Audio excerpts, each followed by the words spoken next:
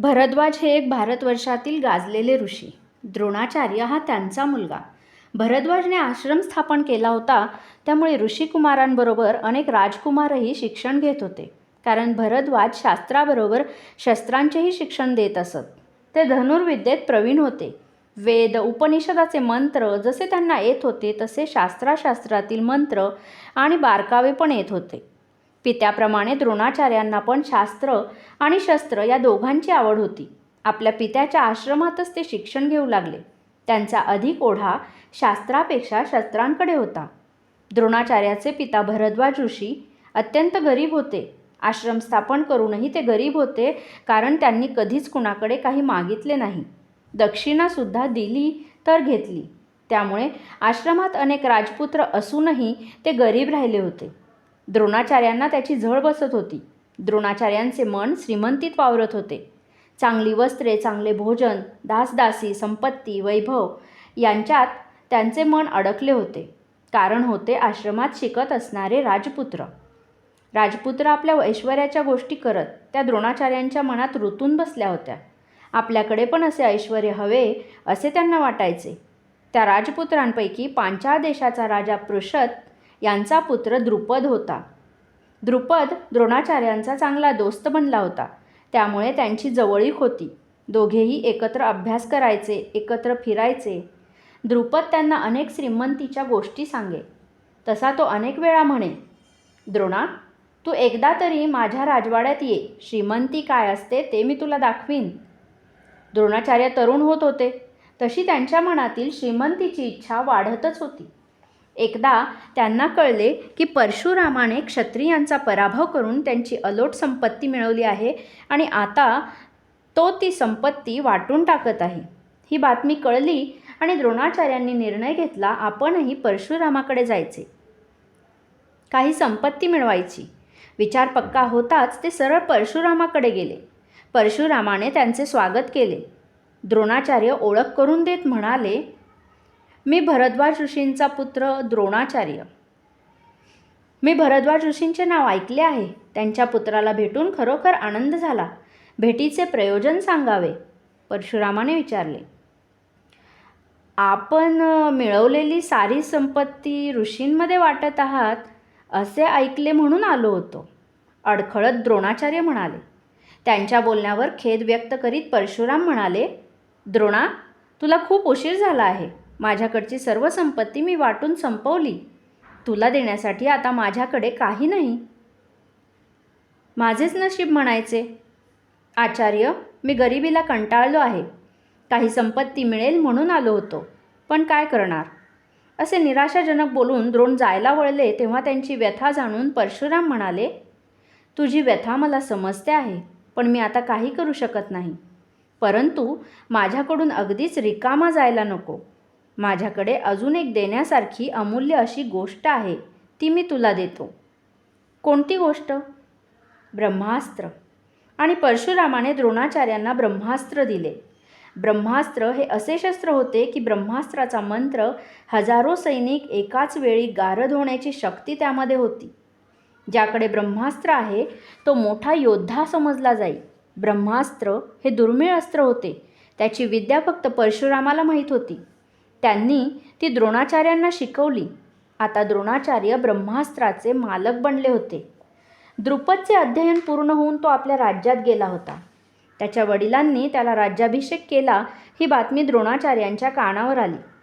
त्यांना वाटले, आपण आता द्रुपदची भेट घ्यावी. त्याने यापूर्वीच निमंत्रण दिले होते. त्याप्रमाणे एके दिवशी द्रोणाचार्य द्रुपदच्या भेटीसाठी गेले. खूप दिवसांनी मित्राला पाहून द्रुपदला आनंद झाला. त्याने त्यांचे चांगले स्वागत केले, उत्तम भोजन दिले, आपल्या ऐश्वर्याचे प्रदर्शन केले, सत्तेचा रोबही दाखविला. मित्राच्या प्रेमाने द्रोणाचार्यही भारावून गेले. पाहुणचार झाल्यावर त्यांना वाटले, आता आपण काही द्रव्य मागून घ्यावे. म्हणून ते म्हणाले, मित्रा, माझी परिस्थिती तुला माहीत आहे. या गरिबीला पार कंटाळून गेलो आहे. तुझ्याकडून काही द्रव्य मिळाले तर तेवढीच मदत होईल. द्रोणाचार्यांना वाटले आपली मागणी द्रुपद लगेच पूर्ण करील. पण कसले काय. द्रुपद एकदम भडकला. म्हणाला, माझी तिजोरी भरलेली असली तरी मी जनतेच्या सुखासाठी आहे, कुणालाही देण्यासाठी नाही. अरे, पण मी कुणीही आहे का. मी तुझा मित्र आहे. माझ्या वडिलांच्या आश्रमात तू शिकला आहेस. फुकट नाही शिकलो, गुरुदक्षिणा दिली आहे. आश्रमात शिकलो म्हणून दान देऊ म्हणतोस? स्वतःला एवढा मोठा शस्त्रविद्येत प्रवीण समजतोस आणि अशी भिक्षा मागायला लाज नाही वाटत? द्रुपद घडाघडा बोलत होता. कोणीतरी आपल्या कानात शिलारस ओतला आहे असे वाटू लागले. इतका घोर अपमान उभ्या आयुष्यात त्यांचा कोणी केला नव्हता. द्रोणाचार्य आसनावरून ताडकन उठले. रागाने त्यांचा चेहरा नुसता तमतमत होता. द्रुपदकडे बघून ते म्हणाले, द्रुपदा, संपत्तीची तुला घमेंड आली आहे. त्यामुळे समोरच्याला तू ओळखत नाहीस, त्याची किंमत ठेवत नाहीस. घमेंड असायला संपत्ती असायला हवी. भिकाऱ्यांना कुठची आली घमेंड? फिदीफिदी हसत द्रुपद म्हणाला आणि द्रोणाचार्यांच्या रागात अधिक भर पडली. आज तुझे दिवस आहेत म्हणून तू माझा एका ब्राह्मणाचा वरचेवर अपमान करतो आहेस. पण लक्षात ठेव, एक दिवस माझाही येईल. मी परत येईन त्यावेळी ही तुझी घमेंड उतरूनच जाईन, ही माझी प्रतिज्ञा आहे. आणि ताड पावले टाकीत द्रोणाचार्य द्रुपदच्या दरबारातून बाहेर पडले. अपमानाने ते नुसते जळत होते. इतका घोर अपमान! आपण कोठे चाललो आहोत याचेही त्यांना भान नव्हते. डोक्यात फक्त द्रुपदचे अपमानास्पद शब्द घुमत होते. तसे डोके बधीर होत होते. द्रोणाचार्य रात्रंदिन याचा विचार करीत असायचे. काही करतच नव्हते, नुसते वेड्यासारखे भटकत होते. आतासे त्यांना आपले जीवन निष्फळ आहे, पृथ्वीला नुसता भार आहे असे वाटू लागले होते. असले किड्यामुंग्यांसारखे निरुपद्रवी जीने जगण्यापेक्षा संपवलेले बरे असे त्यांना सारखे वाटू लागले. वडिलांचा आश्रम कधी सुटला आणि आपण हस्तिनापुरात कधी पोहोचलो हेच त्यांना कळले नाही. हस्तिनापूर म्हणजे श्रीमंतीचा पूर. खूप मोठे आणि प्रभावी राज्य होते. भीष्मासारखा पराक्रमी मुत्सद्दी योद्धा त्याचे संचलन करीत होता. लक्ष्मी पाणी भरत होती. अशा वैभवशाली हस्तिनापुरात ते विमनस्क अवस्थेत चालत होते. हस्तिनापुरात आपण पोहोचलो आहोत, चारी बाजूला वैभव आहे याचेही त्यांना भान नव्हते. नमस्ते आर्य, समोरून शब्द आले आणि द्रोणाचार्य भानावर आले. नमस्ते, ते कसेबसे म्हणाले. समोर एक ऋषितुल्य व्यक्ती उभी होती. बाजूला रथ होता आणि सगळीकडे नुसत्या वैभवाच्या खुणा दिसत होत्या. त्यांनी विचारले, हे कोणाचे राज्य आहे? हे कुरुचे राज्य, राजा धृतराष्ट्राचे राज्य. आपण कोण आहात आर्य? मी मघापासून पाहतो आहे, आपण नुसतेच भटकत आहात. मी कृपाचार्य, राजपुत्रांच्या गुरुकुलाचा आचार्य. मी द्रोणाचार्य, भरद्वाज ऋषीचा पुत्र. कृपाचार्यांनी पाहिले होतेच. असेच भटकणाऱ्या व्यक्तीसारखेच ते दिसत होते. अंगावर जीर्णशीर्ण वस्त्रे, कृशदेह, मात्र चेहऱ्यावरचे विद्येचे तेज लपत नव्हते. पाहणाऱ्यांच्या डोळ्यात भरत होते. ते भरल्यामुळेच कृपाचार्यांनी त्यांना हटकले होते. कृप व कृपी ही जुळी भावंडे कुरूंच्या आश्रयाने राहिली. खरे तर ती शरद्वान ऋषीची अपत्ये, पण वाढली राजवाड्यात. कृपाचार्य शस्त्रविद्येत प्रवीण होते म्हणून भीष्माचार्यांनी त्यांना राजकुमारांना शिकवायला ठेवले होते. सध्या ते कौरव पांडवांचे गुरु म्हणून काम पाहत होते. आपला मुक्काम कोठे आहे आचार्य? कोठेही, देवळात नाही तर धर्मशाळेत. जेथे आश्रय मिळेल तेथे पडायचे. आपण मोठे ऋषी आहात, ज्ञानी आहात. कुरु राज्यात आपला अनादर होणार नाही.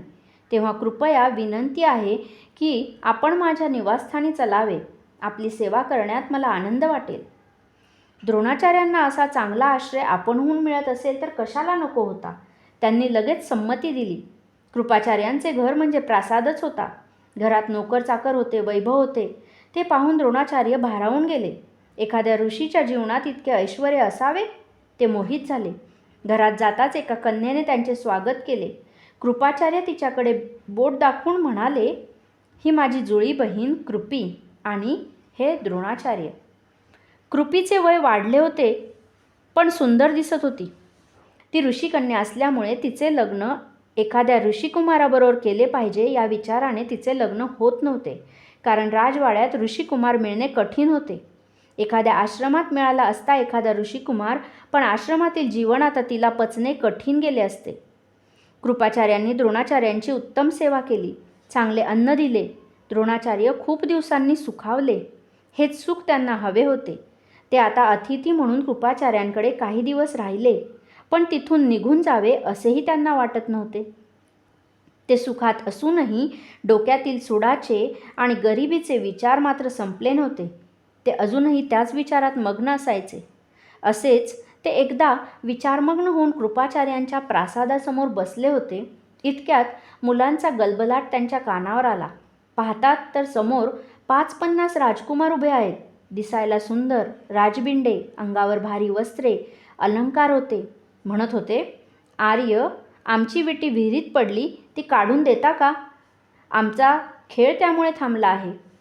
द्रोणाचार्य उठले, राजपुत्रांसोबत विहिरीकडे आले. विहिरीत डोकावून बघितले. विटी पाण्यावर तरंगत होती. त्यांनी आजूबाजूला पाहिले.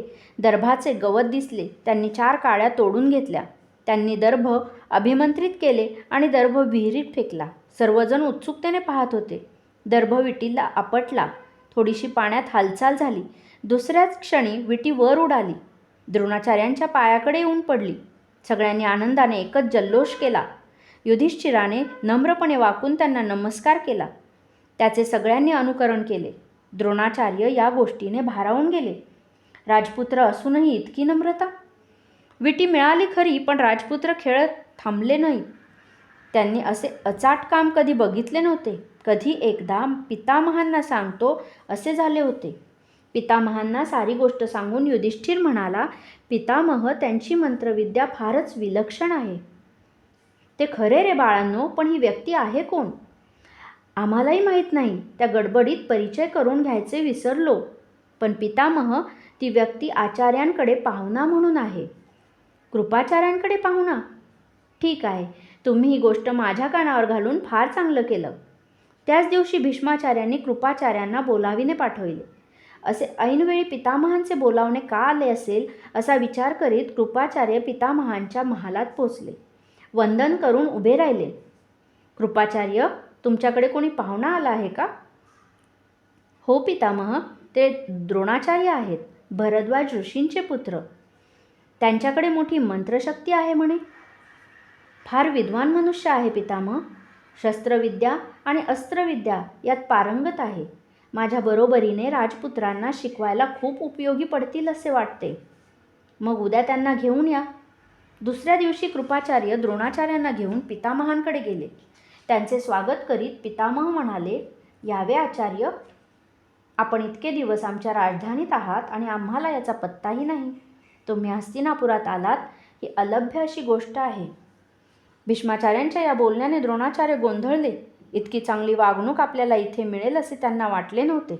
आणि पितामह तर अतिशय गोड शब्दात बोलत होते. आपण वेद जाणता, वेदांग जाणता, शाख आणि शस्त्र आपल्या परिचयाची आहेत. इतकेच नव्हे तर भगवान परशुरामाने आपल्याला ब्रह्मास्त्र दिले आहे असेही कानावर आहे. आपल्याबद्दलची बित्तम बातमी भीष्माचार्यांना आहे हे पाहून ते आणखी भारावून गेले. भगवान परशुरामाची कृपा पितामह. मग इतके सगळे असून आपण असे भटकता कशाला? विद्या असून काय उपयोगाची? जगायला धन लागते, ते माझ्याकडे नाही. तर मग हवे तेवढे धन मी देतो. आपण माझी एक विनंती मान्य करावी. विनंती नाही, आज्ञा करा पितामह, नम्रपणे द्रोणाचार्य म्हणाले. 100 राजपुत्रांना वेगवेगळ्या कला शिकविणे, वेगवेगळी शस्त्रास्त्रे शिकविणे एकट्या कृपाचार्यांना झेपणे कठीण आहे. तेव्हा तुम्हीसुद्धा कुरूंच्या गुरुकुलात आचार्य म्हणून भरती व्हावे. आपल्याला उत्तम वेतन, राहायला प्रासाद आणि सेवेसाठी दासदासी मिळतील. पितामह काय सांगतात आणि आपण काय ऐकतो हेच त्यांना क्षणभर समजले नाही. कालपर्यंत भजंग भिकारी असलेले आपण आज एकदम ही परिस्थिती. कुरूच्या गुरुकुलाचा आचार्य. आणि लगेच त्यांच्या डोक्यात द्रुपदचा सूड उभा राहिला. कुरूंचे पाठबळ मिळाले तर काय होणार नाही. दुसऱ्या दिवसापासून द्रोणाचार्य कुरूंच्या गुरुकुलात समाविष्ट झाले. गुरुकुलाची सगळी सूत्रेच त्यांच्या हाती आली. मिळालेल्या या संधीचे सोने केले पाहिजे या ध्यासाने ते कामाला लागले. गदा, भाला, तलवार आणि प्रामुख्याने धनुर्विद्या अशा शस्त्रांचे शिक्षण सुरू झाले. द्रोणाचार्यांची आता भटकंती संपली होती. जीवन स्थिर झाले होते. त्यामुळे कृपाचार्यांनी द्रोणाचार्यांपुढे आपल्या बहिणीच्या लग्नाचा प्रस्ताव ठेवला. तो त्यांनी मान्य केला. ते कृपीशी विवाहबद्ध झाले. त्यांचा संसार आता सुखाचा चालला होता. ज्या ऐश्वर्याची त्यांनी आयुष्यभर वाट पाहिली ते असे अनायासे पदरात पडले होते. 100 राजपुत्रांचे शिक्षण सुरू झाले. भीम, दुर्योधन यांना गदायुद्धात गती होती. धनुर्विद्येत अर्जुन तेज होता. तलवार चालवण्यात नकुल सहदेवचा हात कोणी धरणारा नव्हता. असा प्रत्येक युवराज कोणत्या ना कोणत्या कलेत निष्णात होता. त्यांना त्यांच्या आवडीप्रमाणे शस्त्रास्त्रांचे शिक्षण देणे सुरू झाले. याच वेळी द्रोणाचार्यांच्या संसारवेलीवर एक फूल फुलले होते. त्यांच्या पोटी पुत्र जन्माला आला होता. नाव ठेवले अश्वत्थामा. एक दिवस एक तेज युवक त्यांच्याकडे आला. नमस्कार करून म्हणाला, आचार्य, मी कर्ण, अधिरथचा पुत्र. मला धनुर्विद्या शिकायची आहे. कृपया आपण मला ती शिकवावी. तू सूतपुत्र आहेस. मी सूतपुत्रांना कशी काय विद्या शिकवणार? का नाही आचार्य? नम्रपणे त्याने विचारले. कारण मी कुरुकुलाचा राजपुत्रांना विद्या शिकवण्यासाठी आहे. माझी नियुक्ती त्यासाठी आहे. मी काही आश्रम काढलेला नाही. आश्रम काढला असता तर कोणीही येऊन माझ्याकडून विद्या शिकला असता. पण मी कुरूंचा नोकर आहे. त्यामुळे मला तुला विद्या शिकवता येणार नाही. मग पितामहांची परवानगी घेतली तर? शक्य नाही. एकदा सांगितले ना तुला, मी कुरूंच्या राजपुत्रांचा शिक्षक आहे. एरा गबाळ्यांना मी शिकवणार नाही, ताडकन द्रोणाचार्य म्हणाले. एक दिवस आणखी एक जण असाच आला. परिचय करून देत म्हणाला, मी एकलव्य. आपल्याकडून धनुर्विद्या शिकावी अशी माझी इच्छा आहे. मी राजपुत्रांचा गुरु आहे, त्यामुळे मी इतरांना शिकवू शकत नाही. कर्णाला दिले तेच उत्तर त्यांनी एकलव्याला दिले. एकलव्य अधिक घासाघाशी करीत बसला नाही. म्हणाला, आचार्य, मी मनापासून आपल्याला गुरु मानला आहे. पण आपण मला शिकवायला असमर्थता दाखवली. ठीक आहे, मी अधिक ताणून धरत नाही. पण आचार्य, मला धनुर्विद्या प्राप्त व्हावी असा आशीर्वाद द्यावा. द्रोणाचार्यांनी तसा आशीर्वाद दिला. एकदा द्रोणाचार्य नदीत स्नान करीत होते. तोच त्यांचा पाय मगरीने पकडला. आचार्य जोरात ओरडले, अरे राजपुत्रांनो, माझा पाय मगरीने पकडला आहे. धावा, मला मगरीच्या तोंडातून सोडवा कुणीतरी. ऐकून सगळे भयभीत झाले. काय करावे ते क्षणभर कुणाला सुचले नाही. पण अर्जुनाने मात्र हातात तलवार घेऊन पाण्यात उडी ठोकली. तोंडात तलवार धरून तो वेगाने पोहत आचार्यांकडे पोहोचला. मगरीवर तलवारीचे सपासप वार घातले आणि द्रोणाचार्यांची सुटका केली. पाय रक्तबंबाळ झाला होता. त्यावर आपला भारी शेला बांधला. या प्रसंगाने द्रोणाचार्य अर्जुनाच्या प्रेमात पडले. ते त्याला पुत्रवत वागवू लागले. एरव्ही धनुर्विद्येत तेज असल्यामुळे तो त्यांचा आवडता शिष्य बनला होताच, पण या प्रसंगामुळे तो अधिकच आवडता बनला. त्याची वागण्या बोलण्याची पद्धतही त्यांना खूप आवडत होती. त्यामुळे 100 राजपुत्रात अर्जुन त्यांचा सगळ्यात आवडता बनला होता. आणखी एक असाच प्रसंग. नेमबाजीचे शिक्षण चालले होते. एका झाडावर एक पक्षी ठेवला होता. बाणाने वेध घेऊन त्याचा डावा डोळा फोडायचा होता. द्रोणाचार्य एकेकाला पुढे बोलावून त्याच्या हाती धनुष्य द्यायचे आणि विचारायचे, सांग, तुला काय काय दिसते? तो म्हणे, झाड दिसते, त्या पलीकडे निळे आकाश दिसते. त्याला बात ठरवून दुसऱ्याला बोलावून विचारायचे, तुला काय दिसते? पक्षी दिसतो, झाडाची पाने आणि फांद्या दिसत आहेत. होय, मग तू बाजूला हो.